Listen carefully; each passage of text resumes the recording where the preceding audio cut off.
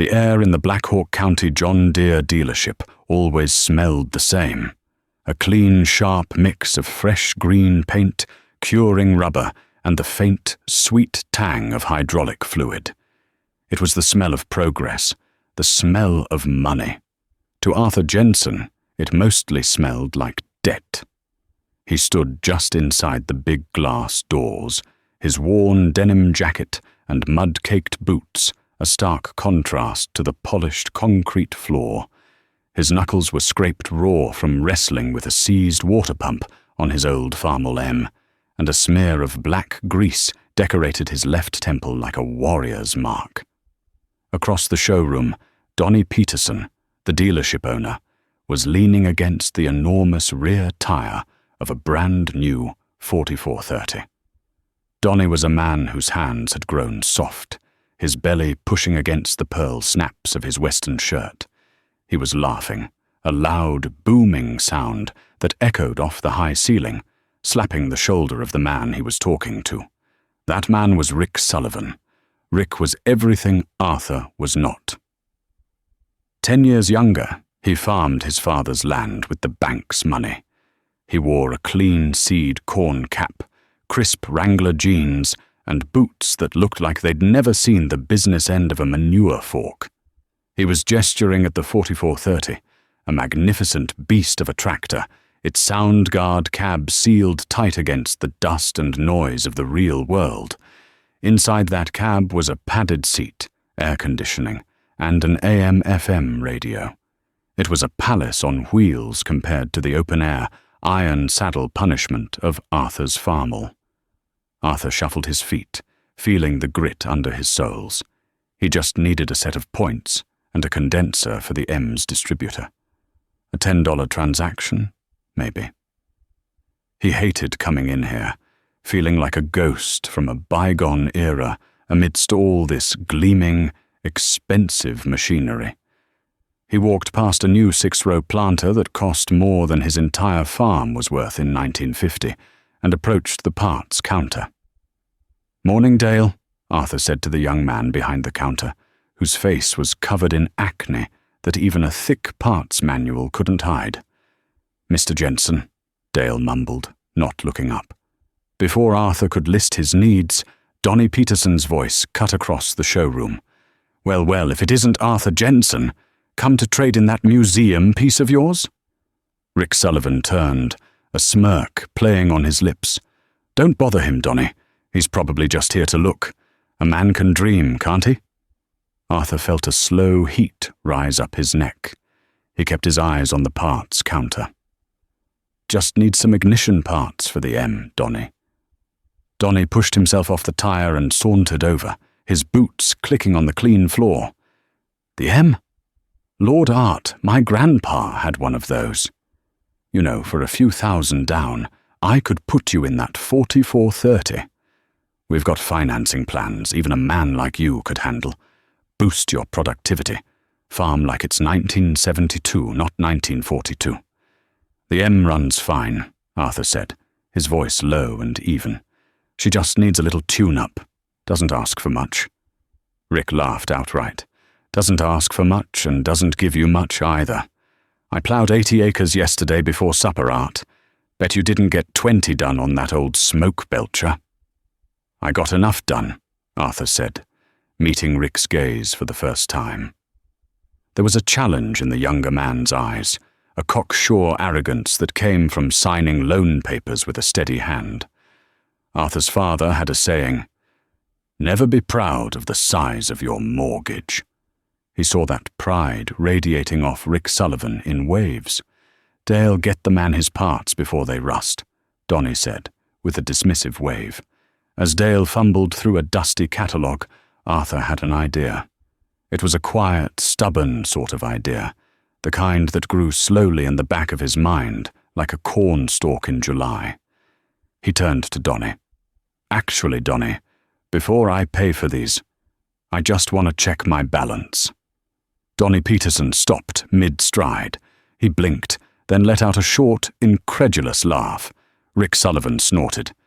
"Your balance?" Donnie chuckled, shaking his head as if Arthur had just told the funniest joke he'd ever heard. "Art, with all due respect, we don't run a line of credit for your kind of operation. It's cash on the barrelhead for small parts. You know that." The implication hung in the air, thick and greasy as old diesel smoke. "You're too small, too poor, too risky." Arthur didn't flinch. He just stood there, his weathered hands resting on the counter. "Not my credit balance, Donny. My account balance. The one I put money into every spring." Donny's smile faltered. He frowned. Your parts account?" "That's the one," Arthur said calmly. "Put $500 in back in March after I sold the calves. Been drawing on it for filters and oil. Just want to see where I stand." The showroom suddenly felt very quiet. The smug look on Rick Sullivan's face curdled into confusion. Dale, the parts boy, looked up from his catalogue, his eyes wide. People didn't prepay. They ran up a bill. They financed. They begged for extensions after a bad harvest.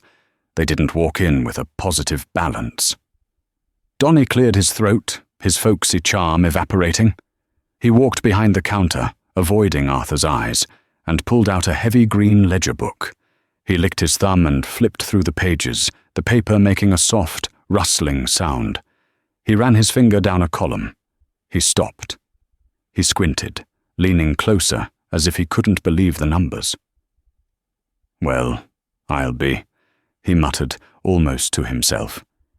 He looked up at Arthur, a new, strange expression on his face. It wasn't quite respect, but the condescension was gone. "Says here, after these parts, you'll still have a credit of $312.50. Rick Sullivan, who had been leaning against a display of oil filters, stood up straight. "A credit? You mean you gave them money you haven't even spent yet?" Arthur finally allowed himself a small, tight smile. He looked past Donny, past Rick, and out the big window at the rows of new, green tractors sitting silent under the Iowa sun. Each one had a price tag that could choke a horse, and each one represented a mountain of banknotes, interest payments, and sleepless nights. "My father taught me something a long time ago, Rick," Arthur said, his voice just loud enough to fill the space. He said, "The only man who sleeps well is the one who owes nothing to anyone when the sun comes up. I pay my way as I go. That way, the only one I answer to is God and the weather." He took his small paper bag of parts from Dale, nodded once to Donny, and walked out of the dealership. The glass door hissed shut behind him, leaving the two men standing in the silence of their own assumptions, the smell of new paint suddenly feeling a little less triumphant. Now, before we get too deep into this story, I have to ask you all something. Standing there in that dealership in 1972, who do you think was the smarter farmer? Was it Arthur, with his paid-for iron, his cash-in-hand discipline, and his stubborn refusal to take on debt? Or was it Rick Sullivan, borrowing every penny the bank would give him, leveraging himself to the hilt to get bigger, faster, and more modern? Let me know in the comments below what you would have done, because the path each man chose that day would lead them to two very, very different places when the music finally stopped a decade later. Arthur drove his old Ford F-100 pickup back to the farm, the little bag of parts sitting on the seat beside him. The truck, a 66, was like everything else he owned. Paid for, a little rusty around the wheel wells but mechanically sound. He could tear down the 352 V8 in a weekend if he had to. He knew every bolt, every wire, every quirk. It was his. That simple fact was a comfort deeper than any padded seat. He found the Farmel M parked by the barn, its hood open like a patient on an operating table. It wasn't a pretty machine. The red paint was faded to a dull orange, and dents from decades of hard work peppered its sheet metal. But to Arthur, it was beautiful.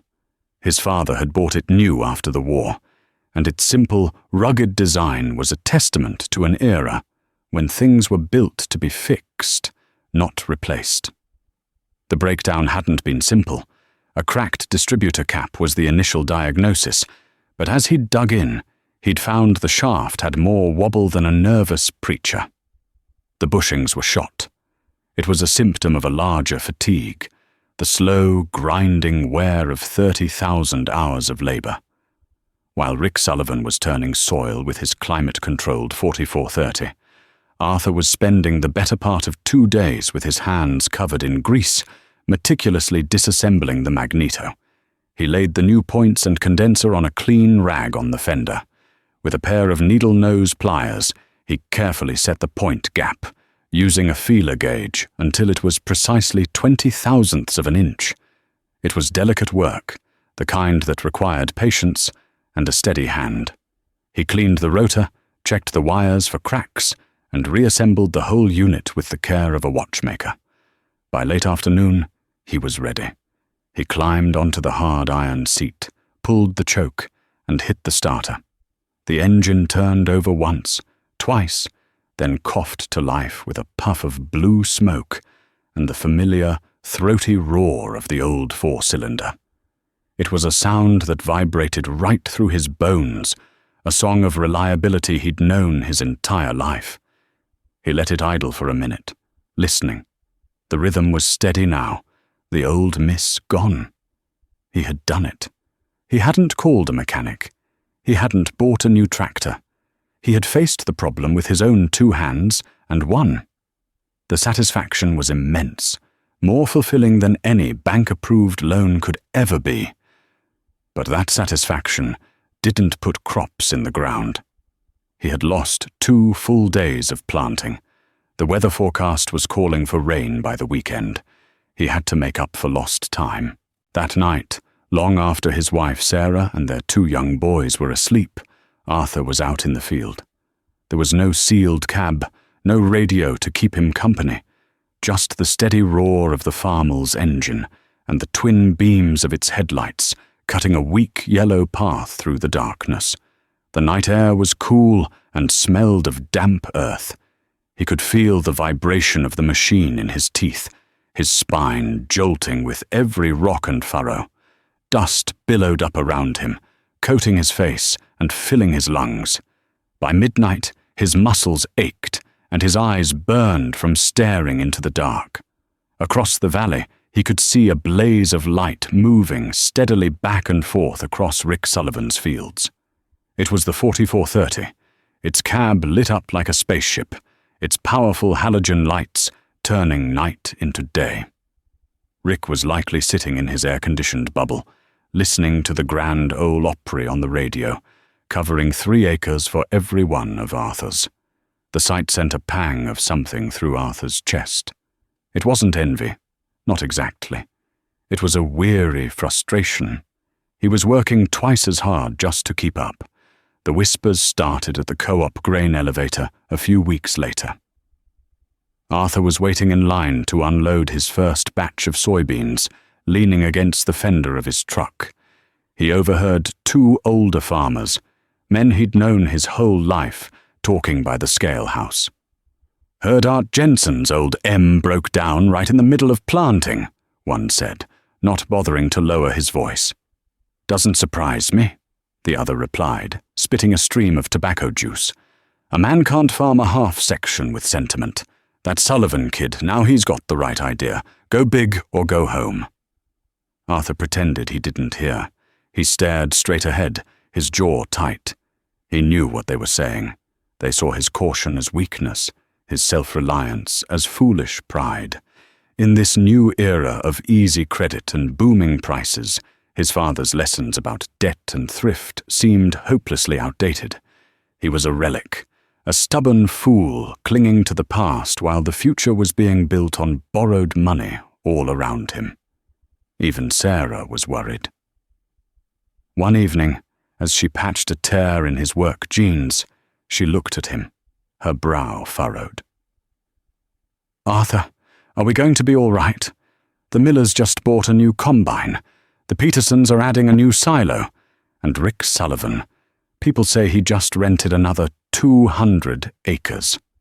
We're fine, Sarah," he said, though his voice lacked its usual conviction. "We own this land. We own the house. We own the machines. What we make is ours.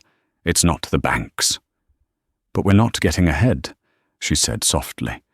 "We're just treading water."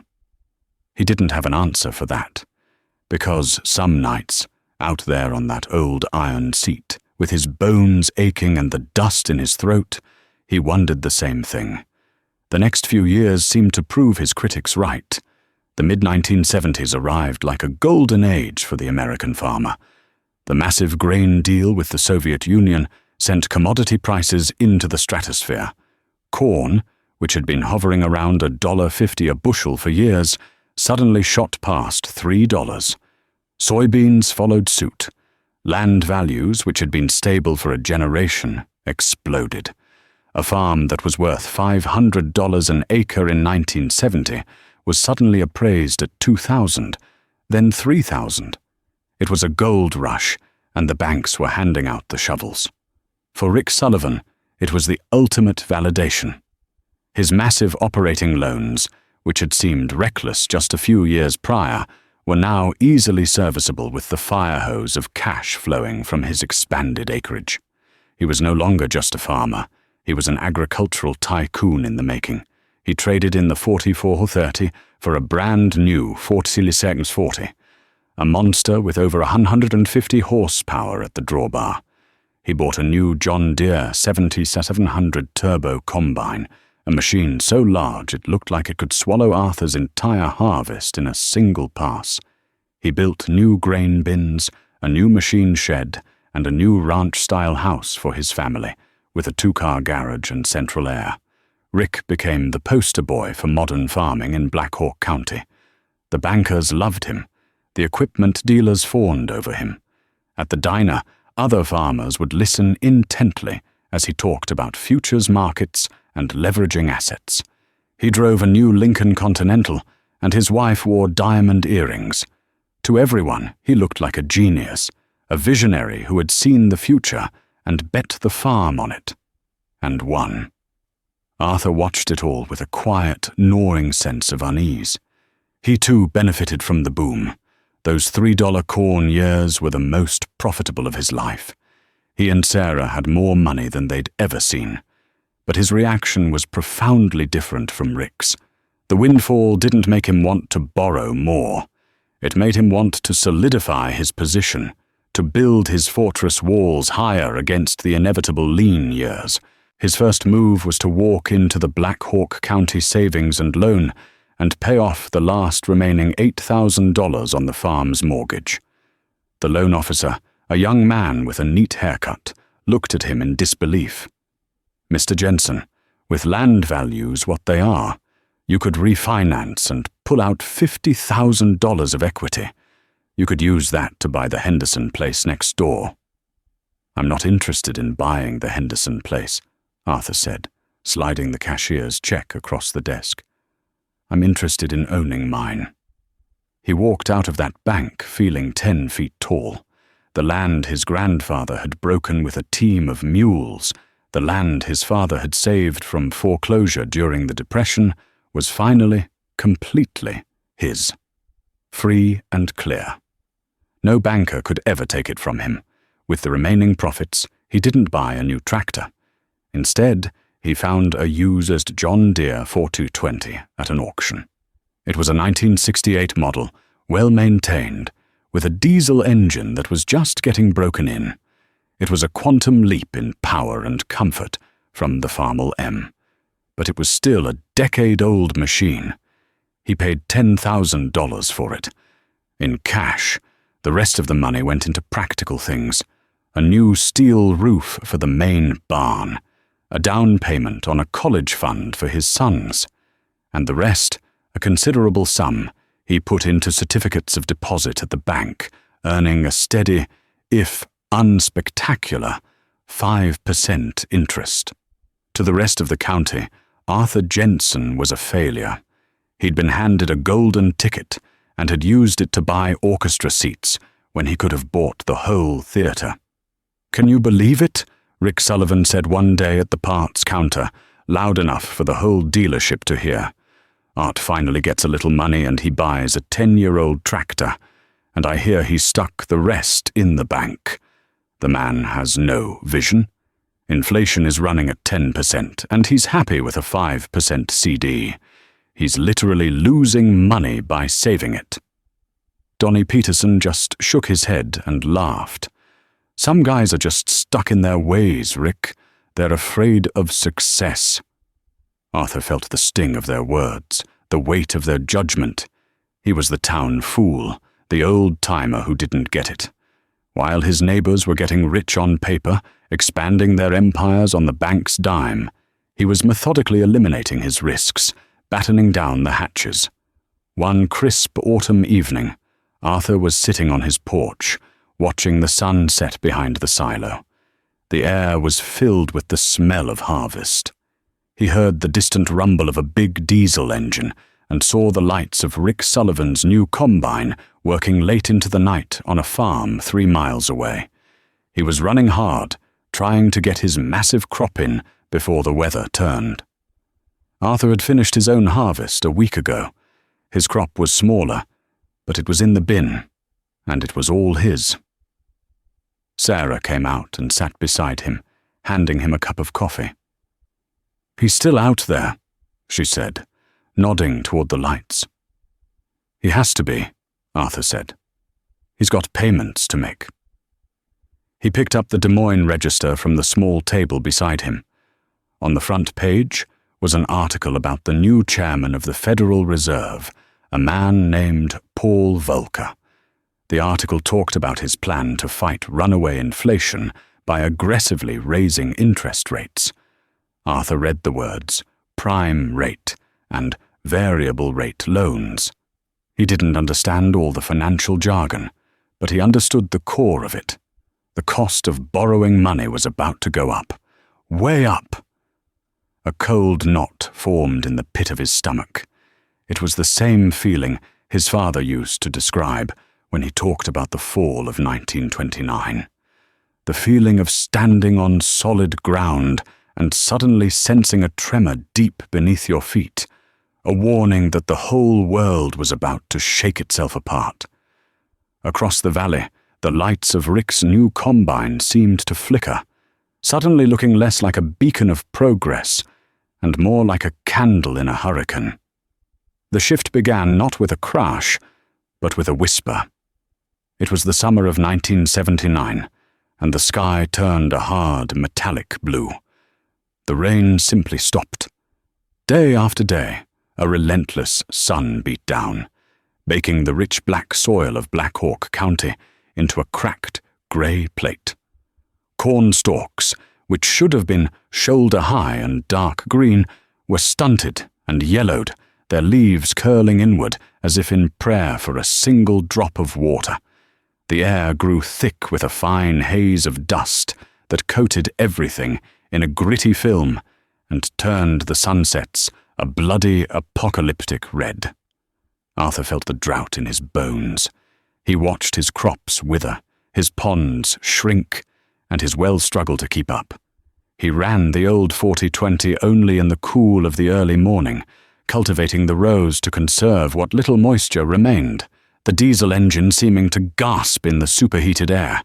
His yields would be cut in half, maybe worse. It was going to be a lean year, a year for tightening the belt and digging into the savings he had so carefully put away. For Rick Sullivan, the drought was a catastrophe of a different magnitude. His vast acreage, his enormous investment, required enormous yields to service his enormous debt.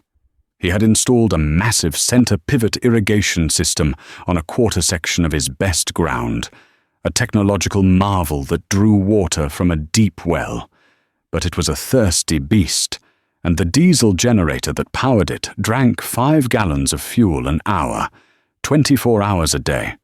With fuel prices climbing, he was spending a fortune just to keep a fraction of his crop alive. The rest of his land, the unirrigated majority, was burning up just like Arthur's. The first real crack appeared in October during the harvest. Rick's massive John Deere 7700 combine, the pride of the county, was working its way through a field of drought-stunted soybeans. The machine was straining, its engine laboring to suck the dry, brittle plants through its header. Suddenly, there was a high-pitched whine from the machine's belly, followed by a loud bang that echoed across the still autumn air. A geyser of hydraulic fluid erupted from the side of the combine, spraying the ground and the withered plants with a fine, oily mist. The massive header drooped, and the whole machine shuddered to a halt. Rick scrambled down from the cab, his face pale under his seed corn cap. The main hydraulic pump, the heart of the complex machine, had grenaded itself.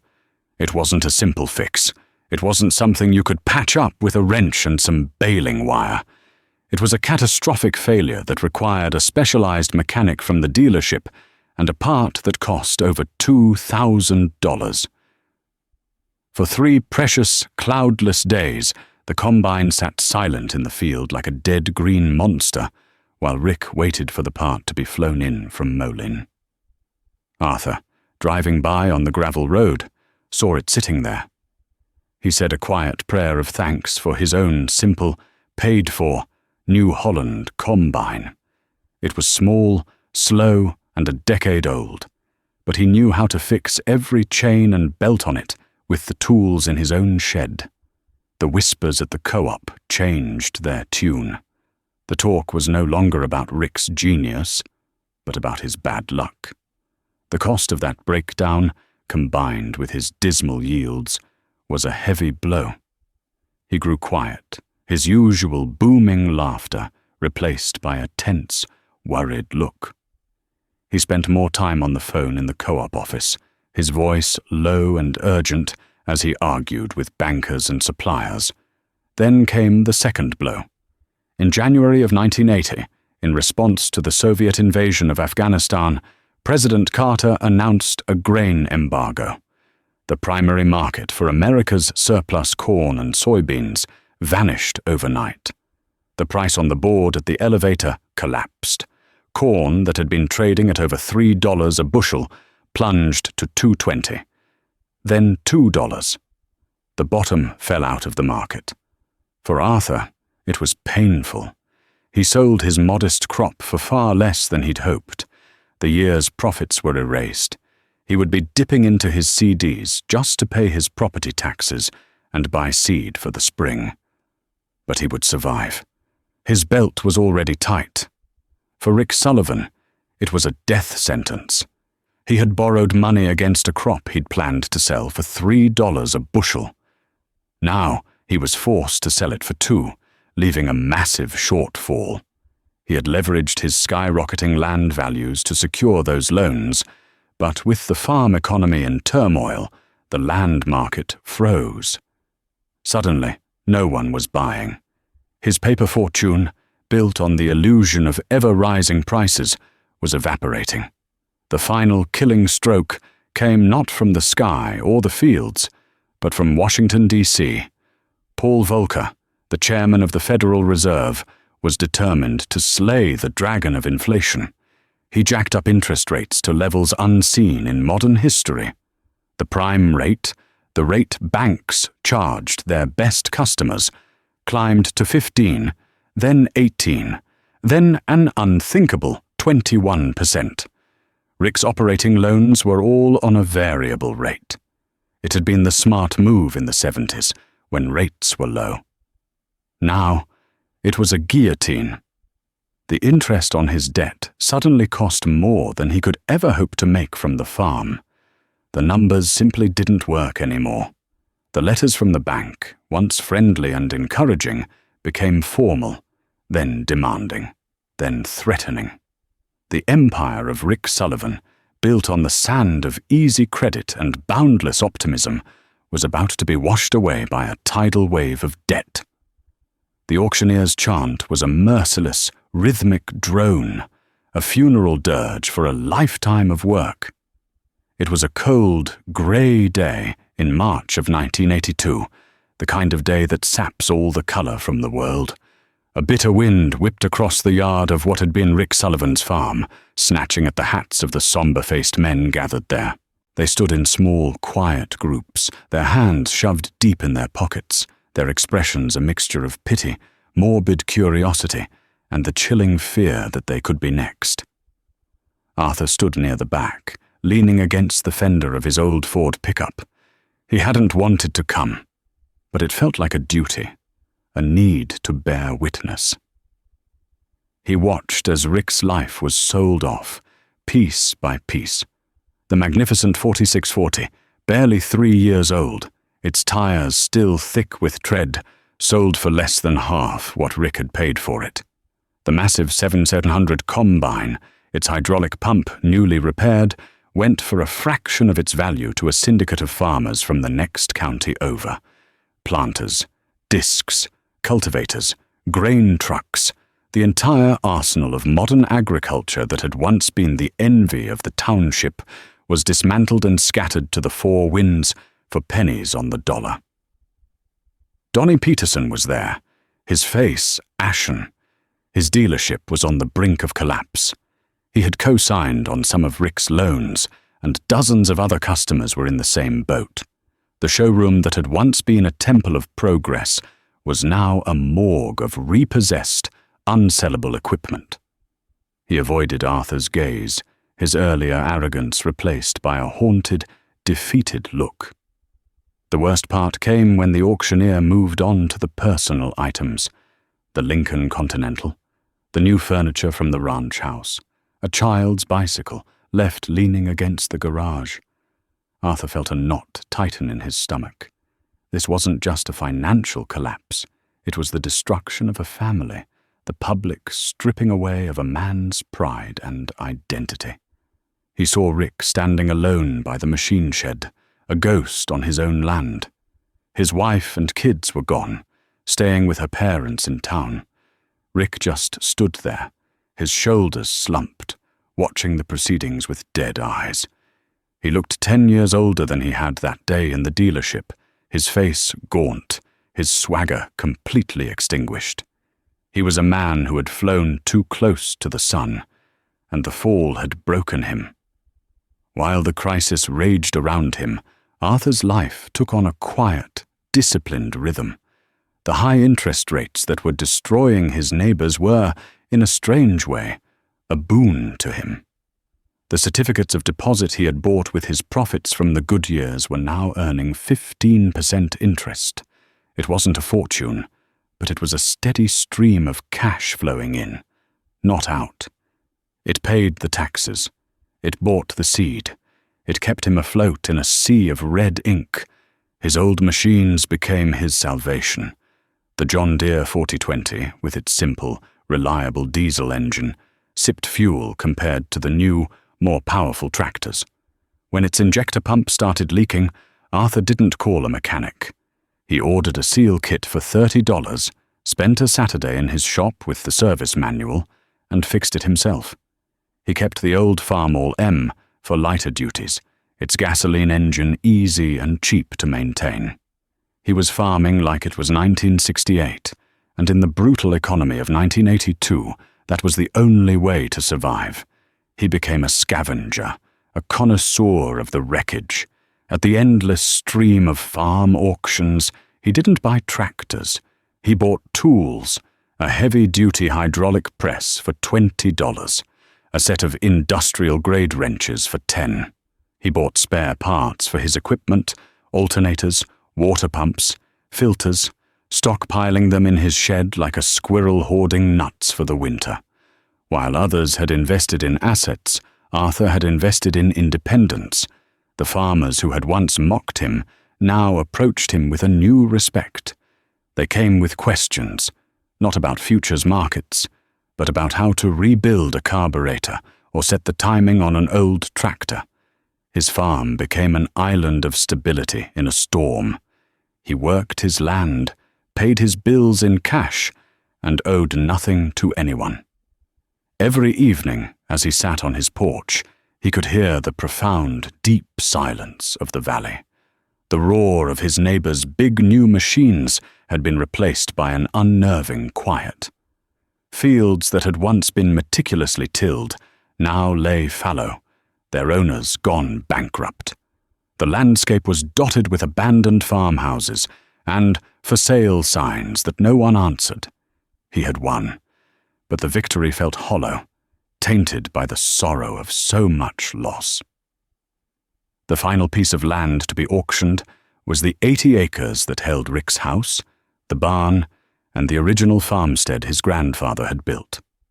The auctioneer began his chant, but the crowd was thin. The big-money investors had already bought the prime cropland. This was just a house and some buildings, a harder sell. The bidding was sluggish, starting low and crawling upwards.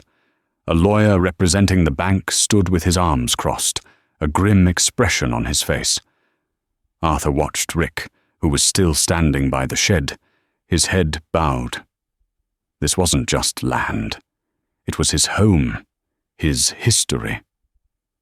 Arthur thought of his own farm, of the deed sitting in the safe deposit box, free and clear. He thought of his father's words. The only man who sleeps well is the one who owes nothing. He felt a sudden, powerful conviction.